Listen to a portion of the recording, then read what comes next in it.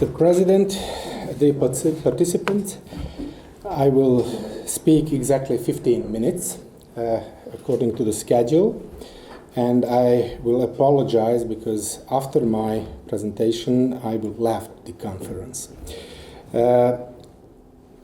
I will reflect to some issues. There is no time to elaborate in detail the complete problem of national symbols, state symbols, and minority symbols in Serbia, but I will reflect on some questions that was analyzed by Professor Đukić.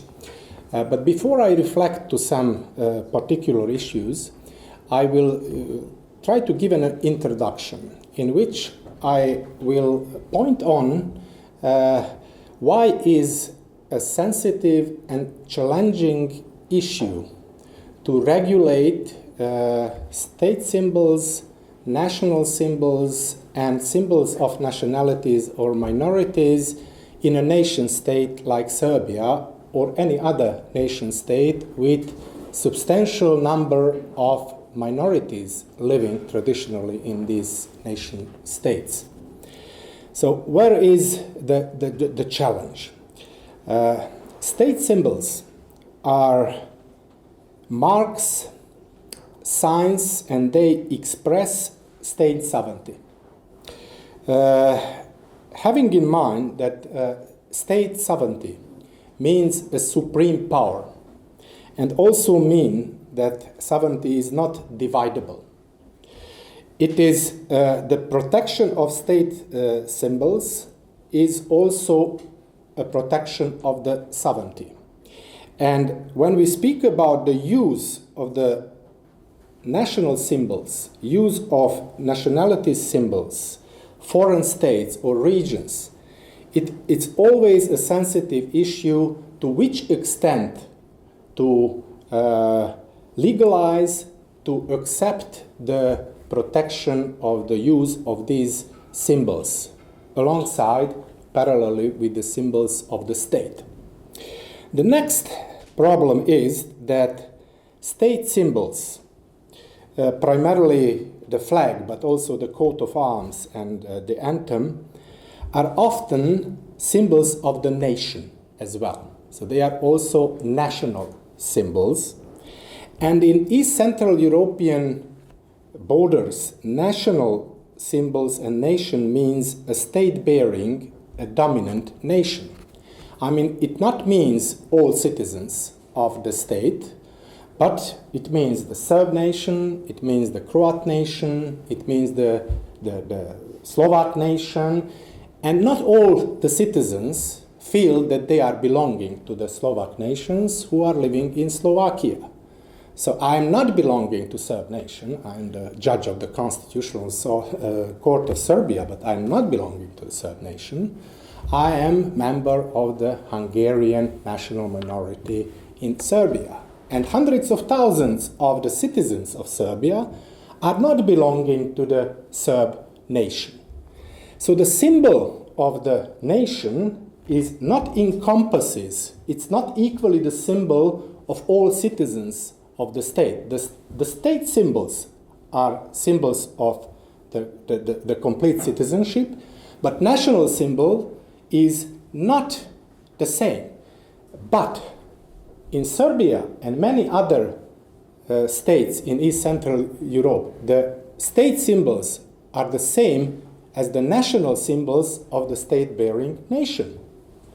So if we say that these two things are identical, the national symbols and the state symbols, it means that we have a kind of a problem how to identify those who are not members of the nation, not feeling to be the members of the nation, to identify with these national symbols.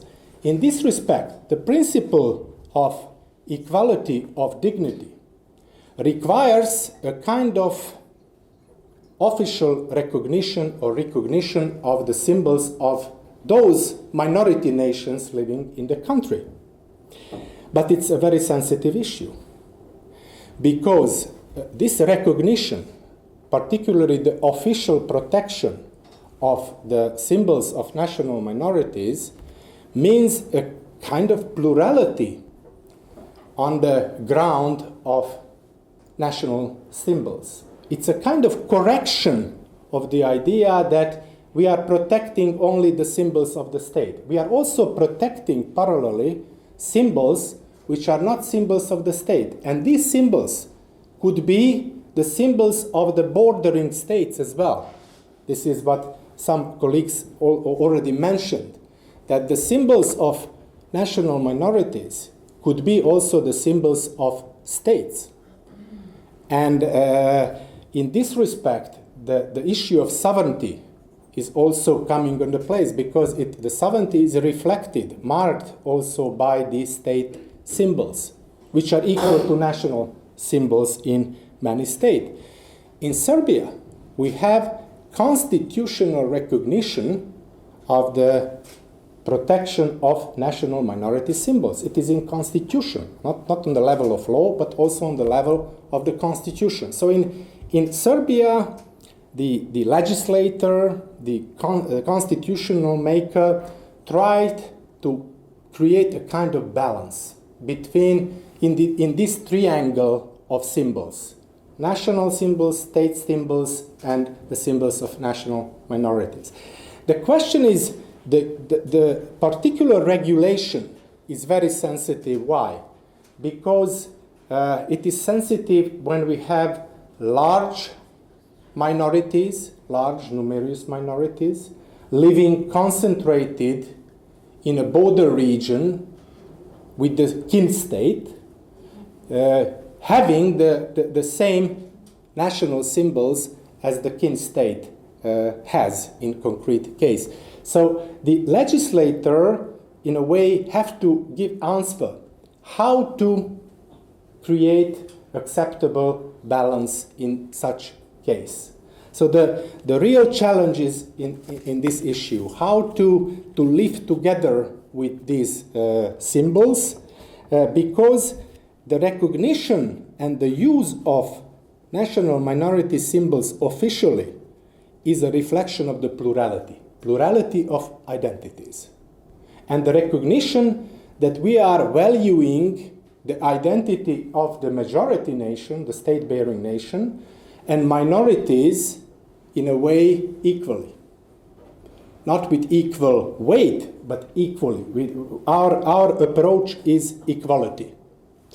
So, after this introduction, we can formulate that we will face concrete challenges when we have to regulate by law the use of minority symbols. So it is a question, the first question is, to which extent to restrict how these symbols should look like? Is it the question for the legislator, or is it something which is done? So we have these symbols, or you have to create new symbols. The second question is, to which extent we should use coercion in this question, prohibitions, sanctions. To which extent, if someone is using these rights not according to law, or whether it's a good solution to regulate these things detailedly or very generally, and to put little bit emphasis on the practice, and to give a judge a kind of freedom to measure the level of breaches the law or non-breaches of the law. My first concrete remark is about history. My honorable colleague, Professor Đukić, was detailedly elaborating the present regulation, how the law on the protection of national minorities regulates the issue of the national symbols, and what are the restrictions in the law on the state symbols in regard to the use of national minority symbols. But the story was not beginning with this law from 2002, but we have roots of the regulation in the constitution of Vojvodina, autonomous province, socialist autonomous province from 1974. This constitution, at that time, Serbia was part of the federal Yugoslavia. It was a loosey federation with very strong republics and autonomous provinces which were almost equalized with the republics. The main difference was that autonomous provinces were not recognized as states. Republics was recognized as states. The autonomous provinces were not recognized. They had no flags, for example, like republics.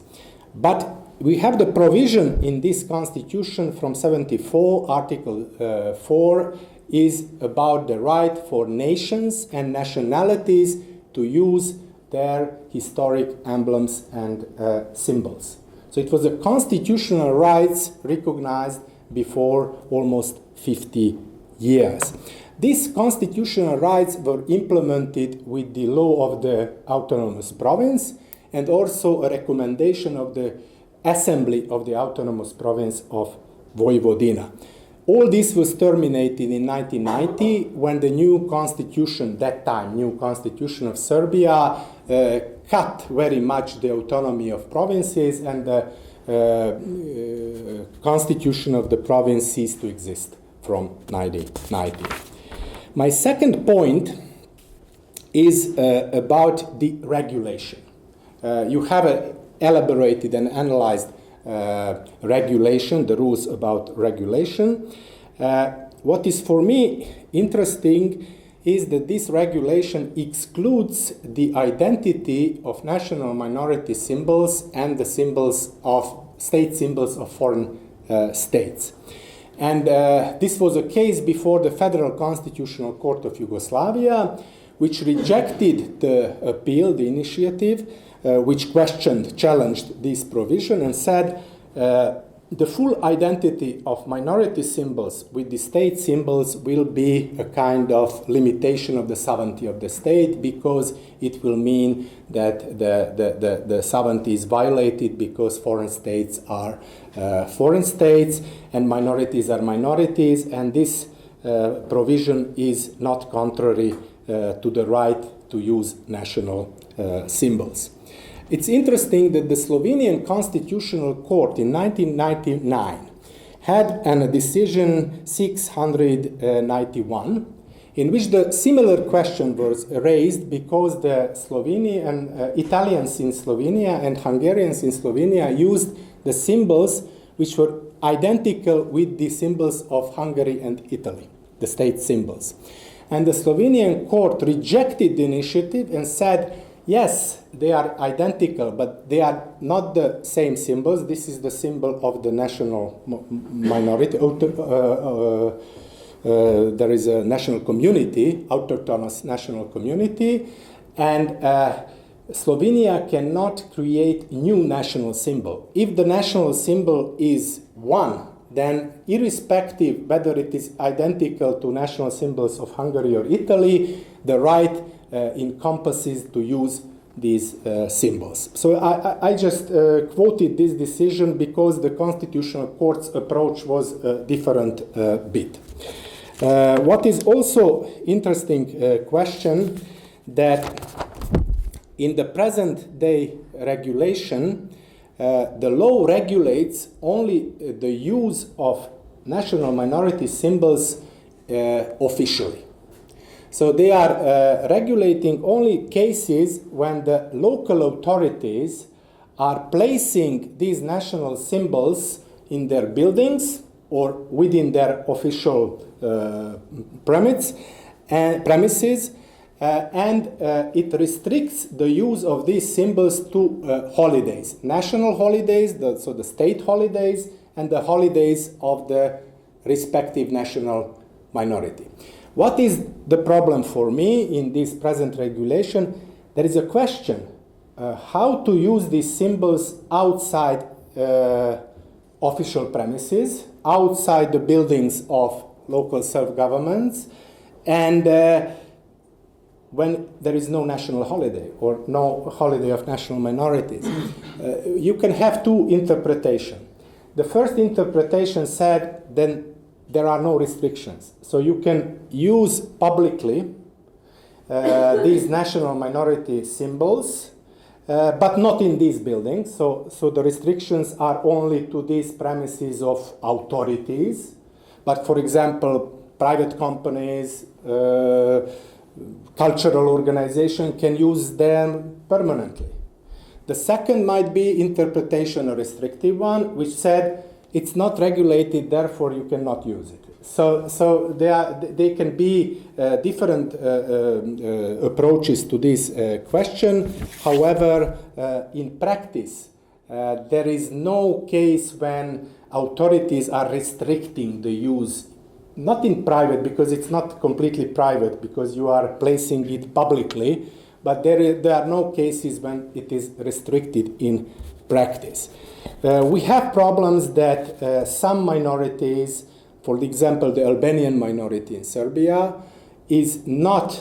has no officially a national symbol, but they are using the Albanian national flag, the flag of Albania, regularly on Albanian holidays. The authorities are not really restricting this, but it's a controversial measure. My time is out, so I will conclude my remarks with the final remarks.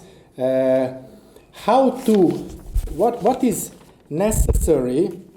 What is necessary for the proper solution when we speak about this triangle, at least in Serbia, but I think it's not the question only in Serbia. In any way, non-territorial autonomy through national councils and the right to use symbols of national minorities are steps towards power sharing. They are really steps toward power sharing between the state-bearing dominant nation on the state one hand and national minorities on other hand. So both questions are related with a kind of power sharing. And what might be desirable to find a proper balance between these two interests. So the interest of the state to preserve unity, to preserve sovereignty, and the interest of minorities for the respect for diversity and for their dignity and identity. Where is the balance? It's always a sensitive issue, but at least we have to be aware that balancing is necessary in this case. Thank you for hearing me.